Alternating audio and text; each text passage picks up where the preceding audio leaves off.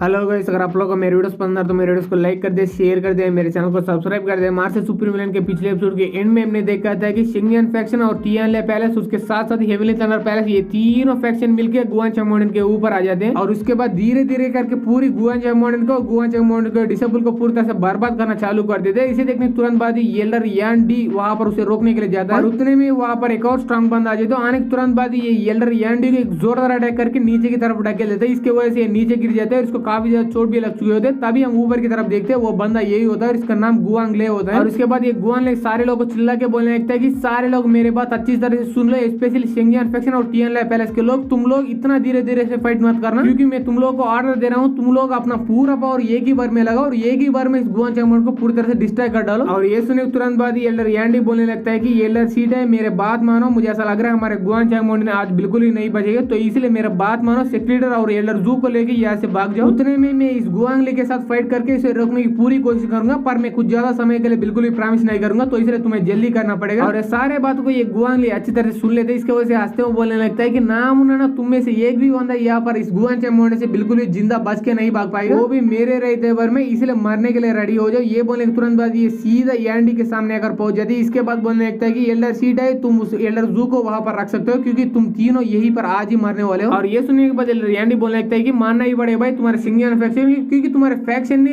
कुछ ही स्ट्रांग बंदे को सामने के लिए भेजा है फाइट करने के लिए, वो भी इतना सालों के लिए। और तुम जैसे स्ट्रांग बंदे को और भी ज्यादा छुपा के रखा। उतना ही नहीं बल्कि इतना सालों के लिए तुम्हारे शिंगलियन फैक्शन के टियानले पैलेस और उसके साथ साथ डारी सेंसेई इतना सारे सेक्ट अपने शिंगलियन फैक्शन के अंदर जोड़ते आ रहे हो और अपना फैक्शन को काफी हद तक स्ट्रांग बनाते आ रहे हो। फाइनली ये हेवनली थंडर पैलेस भी अपने शिंगलियन फैक्शन के अंदर जोड़ने के बाद तुम्हारे शिंगलियन फैक्शन काफी हद तक स्ट्रांग बन गए। तो क्या इसलिए तुम इतना सालों के बाद फाइनली हमारे गुआंग चामोनिन के ऊपर अटैक करने के लिए फाइनली यहाँ पर आ ही गए। ये सुनने के बाद गुआंग ले बोलने लगता है कि मानना ही पड़ेगा भाई यांडी, तुम मुझे ये बातों में उलझाकर थोड़ा टाइम बाय करने के बारे में सोच रहे हो, पर मैं यहाँ पर लिख के बोल सकता हूँ तुम यहाँ पर कितना भी ज्यादा टाइम बाय करने की कोशिश करो, फिर भी यहाँ पर कुछ भी घंटा भी फर्क नहीं पड़ने वाला, क्योंकि हमारा प्लान इतना ज्यादा तगड़ा है। तो इसलिए मैं भी तुम्हें मारने से पहले तुम्हारे साथ थोड़ा बहुत बातचीत अच्छी तरह से करना चाहता हूँ, क्योंकि मैं भी तुम्हारे गुआंग चामोनिन को अच्छी तरह से मारना चाहता हूँ, क्योंकि तुम्हारे गुआंग चामोनिन इतना सालों के लिए कुछ भी बड़ा कांड बिल्कुल ही नहीं कर रहे थे। जैसे ही तुम्हारी ये बेटा यान जाओ जी थोड़ा स्ट्रांग बन गया, वैसे ही तुम्हारा बेटा बड़े काम करने लगे। और इसे देखने तुरंत बाद ही मुझे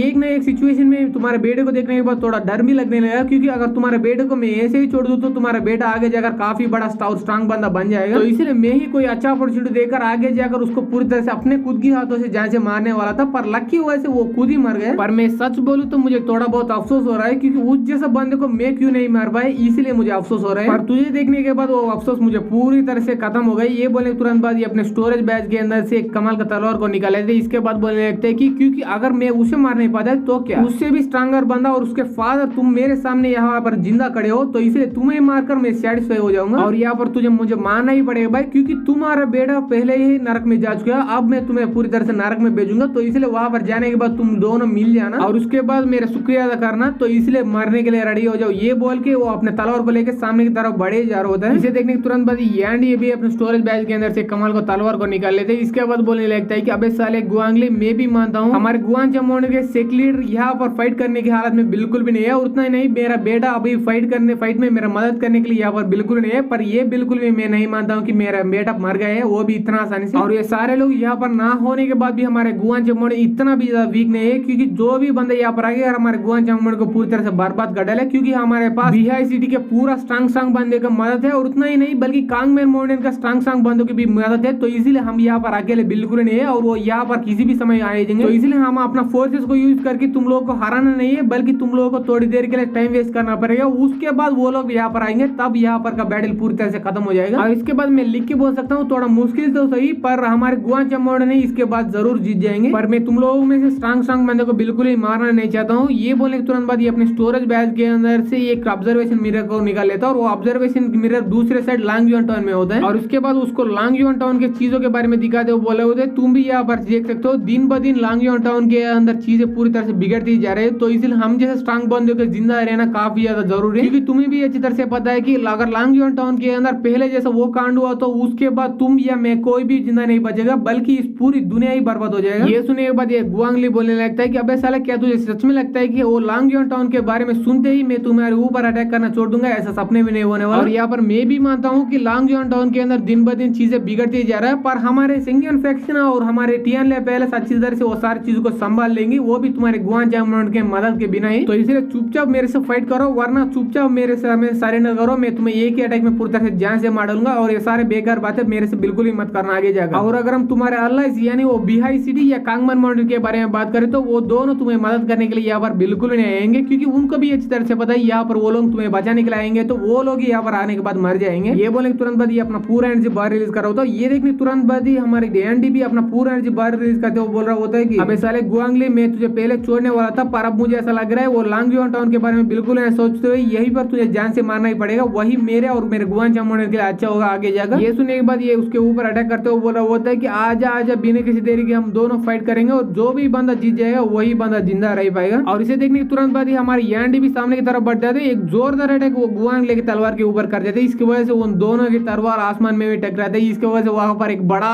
सा ब्लास्ट हो जाता है और वो ब्लास्ट की वजह से वहां पर आसपास के डिसेबल दूर दूर जाकर गिरने लगते हैं। उतने में वहां पर डांगटांग डायनेस्टी के किंग यानी जाओ शिजंग आ जाता है। आने के तुरंत बाद चिल्ला के बोलने लगता है कि अबे साले गुआंगली, तेरी हिम्मत भी कैसे हुई मेरे यहाँ पर रहते भर में, मेरे किंगडम के अंदर आकर मेरे गुआन जामोन के डिसेबल्स और एल्डर से फाइट करके उनको मारने की, क्या तुम लोगों को मारना है क्या? या तुम लोग ये भूल गए कि अभी तक इस डांगटांग डायनेस्टी का किंग जिंदा है या नहीं? और ये आवाज सुने तुरंत बाद ये गुआंगली पीछे मुड़कर देखने लगते हैं। इसके बाद बोले ओके ओके, तो तू फाइनली यहाँ पर आ गई जाओ शिजंग। वेल, यहाँ पर अगर हम डरने के बारे में बात करें तो तेरे वजह से और तेरे बंदों की वजह से मैं नहीं बल्कि कोई बी की बिल्ली भी नहीं डरती, क्योंकि तुम नाम का ही इस पूरी डायनेस्टी के किंग हो, पर तेरे पास असल में इतना भी ज्यादा पावर नहीं। और अगर तेरे पास उतना ज्यादा कमाल का वो आर्टिफैक्ट नहीं होता तो तू बिल्कुल भी एक छोटे बच्चों को भी नहीं मार पाओगे। तो इसलिए तुम मेरे सामने क्या टिक पाओगे, तो इसलिए दफा हो जाओ मेरे सामने से। और सारे बात सुनने के बाद जाओ शिजंग को भी फट जाती है। इसके बाद वो अपने मन ही में सोचने लगता है कि मुझे बिल्कुल भी यकीन नहीं हो रहा कि इसने स्ट्रांग बंदे यांडी जैसे बंदे को आसानी से हरा दिया है। इसका मतलब यहाँ पर ये बंदा जरूर इंडियन स्टेट से ऊपर वाला बंदा होगा, तो इसीलिए मुझे ऐसा लग रहा है अभी की सिचुएशन में इसके सामने बिल्कुल ही टिक नहीं होगा। पर अब मेरे पास और कोई चॉइस ही नहीं बचा यहाँ पर इस बंदे के साथ फाइट करने के अलावा, क्योंकि अगर मैं ये फाइट को ऐसे ही कंटिन्यू होने दो तो उसके बाद ये सारे लोग मिलकर पहले गुआन जामोन को बर्बाद कर डालेंगे, उसके बाद मेरे डांगटांग डायनेस्टी को बर्बाद कर डालेंगे और मेरे थ्रोन को ये लोग ही छीन लेंगे। और मैं ऐसा बिल्कुल ही नहीं होने दे सकता। ये बोलेंगे तुरंत बाद ये अपना हाथ को जमीन पर रख लेते हैं। इसके बाद अपना पैलेस वाली आर्टिफैक्ट की मदद को यूज करके वहां पर एक कमाल का अरे को बना लेता है और उसी अरे को यूज करके ये बंदा गुआंगली के ऊपर अटैक करने की पूरी कोशिश कर रहा होता, पर उतने में वो गुआंगली इस बंदे के ऊपर